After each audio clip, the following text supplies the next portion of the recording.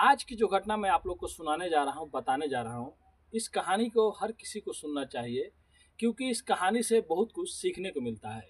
एक आदमी होता है जो एक होटल में बैठ के खाना खा रहा होता है। तभी उस होटल में एक महिला एंटर करती है और वो एक टेबल पे जाके बैठ जाती है और खाना ऑर्डर करने लगती है। तभी जो आदमी खाना खा रहा होता है वो वहाँ से उठता है और मैनेजर के पास में जाता है और बोलता है, साहब अगर आप बुरा नहीं माने तो मैं कुछ टाइम के लिए वेटर बन जाऊं और मैं उस महिला के पास जाके खाना ऑर्डर लेना चाहता हूं। मैनेजर बोलता है, ऐसा नहीं हो सकता है, ये हमारे होटल का खिलाफ है।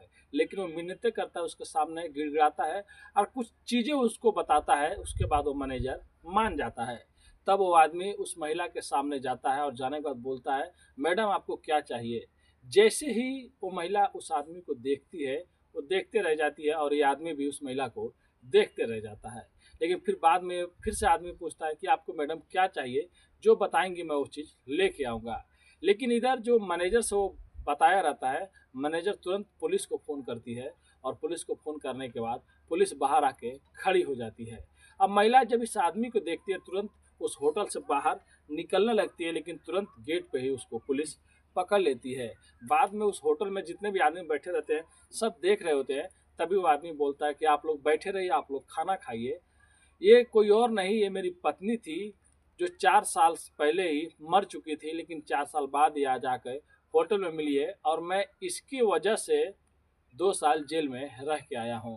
तो चलिए पूरी कहानी बताएंगे आखिर में कैसे एक महिला जो मर गई थी 4 साल पहले कैसे एक होटल में आती है और जो पति अपने ही पत्नी के कत्ल में 2 साल में जेल में था वो उसको अचानक एक दिन होटल में मिल जाता है। तो नमस्ते, आदाब, सत श्री अकाल। आज की जो सच्ची घटना मैं आप लोग को सुनाने जा रहा हूँ और बताने जा रहा हूँ, ये घटना कर्नाटक प्रदेश की जिला मैसूर की है। 2 अप्रैल 2025 की बात है, जब एक वकील एक कोर्ट में घुसता है, अदालत में जाता है और जाने के बाद जज साहब से कहता है, अगर आपकी मंजूरी हो तो मैं एक महिला को यहाँ कटघरे में पेश करने की अनुमति चाहता हूँ। जो साइड में वकील रहते हैं वो लोग बोलते हैं कि आप किसी को भी यहाँ पे लाएंगे उससे पहले आपको नोटिस देना पड़ेगा। लेकिन जो वकील रहते हैं वो बताते हैं कि बहुत मामला गंभीर है, तो जज साहब हामी भर देते हैं।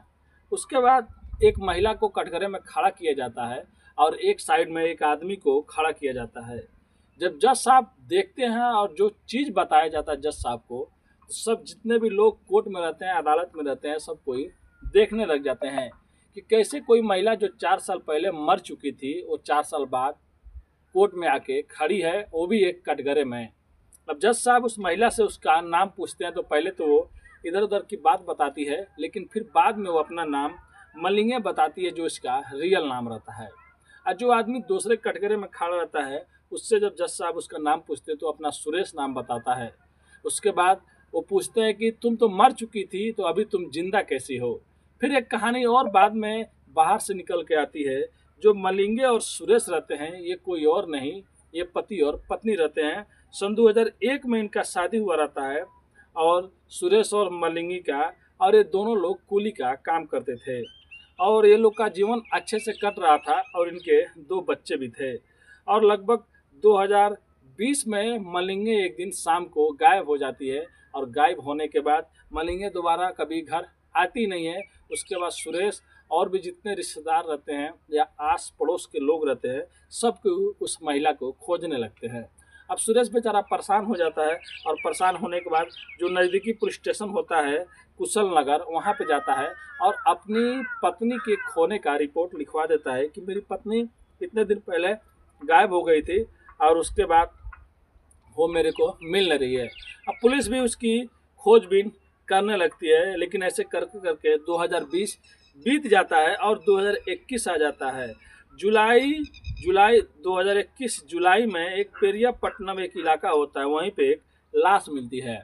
अब उस थाने के जो इंचार्ज रहते हैं वो कुशल नगर थाने में बात करते हैं और सुरेश को बुलाया जाता है और बुलाने के बाद बोला जाता है कि ये पहचानो, कुछ चीज़ें मिली हैं, जो चूड़ियाँ हो गई, जो कपड़े हो गए, क्या ये तुम्हारी पत्नी का है।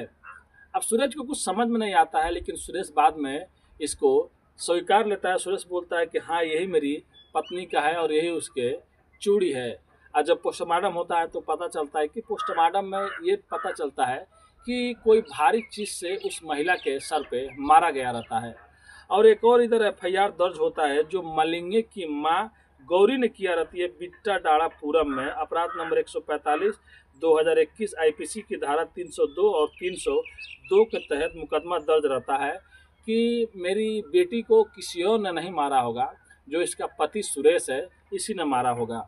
अब कोई और सस्पेक्ट दिखाई नहीं देता है जो मार सकता है और ऐसा कर सकता है, और सुरेश खुद से ये कबूल लेता है कि हाँ मैंने ही अपनी पत्नी को मारा है। अब उसके बाद पुलिस उसको उठाती है और उठाने के बाद उसको जेल में डाल देती है। लगभग 2 साल सुरेश जेल में रहता है। उसके बाद वो बाहर निकलता है जमानत पे, और जमानत पे बाहर निकलने के बाद अब 2022 के बाद लगभग 23 में अब हर टाइम जब जब उसके कोर्ट में तारीख आता था वो तारीख पे जाता था और पहले जैसे वो काम करने लगा था। ऐसे लग ही नहीं रहा था कि उसकी कोई पत्नी थी या मर चुकी है। अब वो बस अपने बच्चों का गुजारा करता था, उनको अच्छे से रखता था, उनको पढ़ाता था।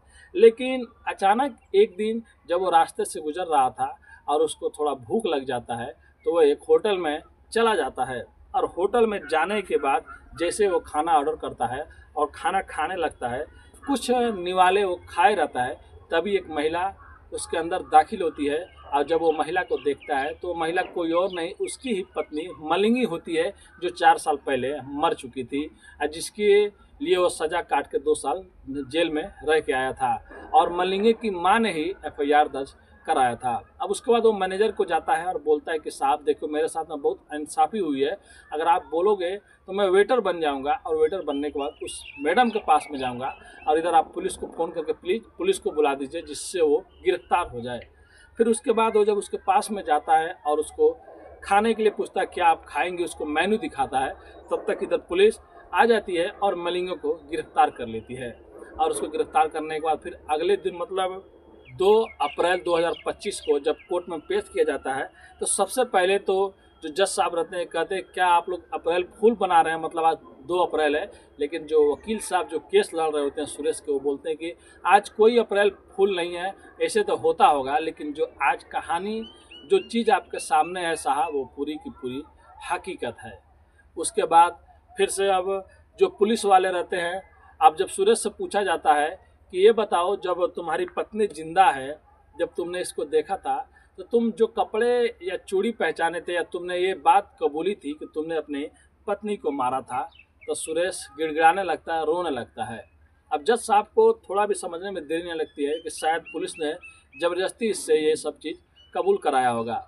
अब जो टीम पकड़ी होती है सुरेश को, या जो टीम उस केस को हैंडल कर रही थी, जो यहाँ के एसएचओ थे, अब जो वहाँ के जो जज साहब होते हैं जो कोर्ट के, वो उनको 15 दिन का मोहलत देते हैं, यानी कि 17 अप्रैल तक, कि आप लोग जो भी चीज़ था आखिर में वो महिला कौन थी जिसकी मतलब लाश मिली थी और कैसे सुरेश ने अपना जुर्म कबूल किया था या आपने करवाया था, इसका डिटेल आप लोग ला के दीजिए। तब उन पुलिस वालों के बस पास 15 दिन है। अब 15 दिन के अंदर वो लोग अब जो भी वहाँ पे पेश करे, उसमें से आज कई दिन बीती गए हैं।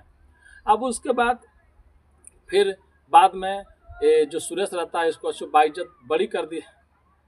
फिर बाद में जब सुरेश घर चला जाता है और उस केस की छानबीन और होने लगती है, तो जो सुरेश के पिता रहते हैं वो कहते हैं और सरकार से गुहार लगाते हैं कि मेरा बेटा 2 साल जेल में रहा, उसके बाद निर्दोष भी नहीं था, तो जो भी मतलब मुआवजा हो वो मुआवजा मेरे को दी जाए। और जज साहब जब उस मलिंगे से पूछते हैं कि तुम किसके साथ में थी या कहाँ थी, तो बाद में पता चलता है कि मलिंगे जो थी वो किसी और से लव करती थी, किसी और से उसका चक्कर था। अब ये सोच रही थी कि मैं अपने पति को बताऊंगी या अपने बच्चों को बताऊंगी तो मैं जा नहीं सकती हूँ, इसीलिए सन 2020 में वो बिना बताए वहाँ से चली गई। और बाद में उसकी माँ ने सुरेश पे एफआईआर किया कि इसने ही मेरी बेटी को मारा होगा। उसके बाद निर्दोष सुरेश 2 साल जेल में रहा। उसके बाद कई सालों तक कोर्ट का चक्कर लगाते रहा। अगर मलिंगे गई जाई ठीक है, अगर एक बार भी बता के गई होती तो शायद ये सब चीज़ होता ही नहीं। तब 15 दिन के अंदर पुलिस को अब पेश करना है।